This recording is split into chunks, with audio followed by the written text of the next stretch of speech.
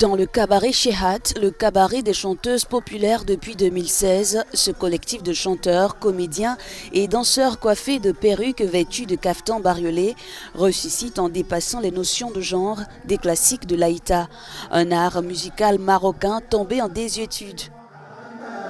De retour d'une tournée aux États-Unis, la troupe a fait danser une salle comble à Rabat, l'initiant au mélopée de l'Aïta.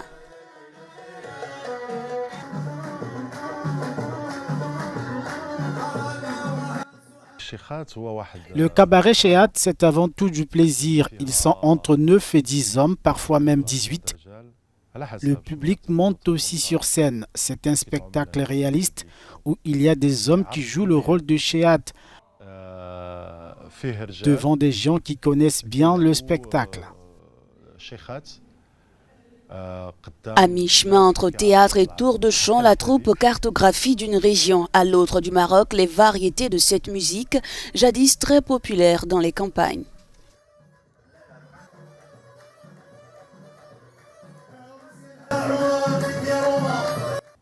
C'est un spectacle qui ne suit pas les codes théâtraux classiques. Il y a des hommes qui se déguisent en direct.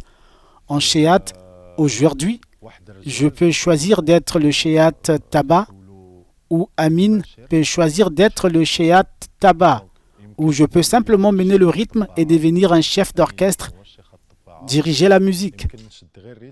Ces chants festifs avaient acquis leur lettre de noblesse à la fin du 19e siècle, puis les mutations socio-culturelles du Maroc ont fait tomber de leur piédestal les divas de l'Aïta.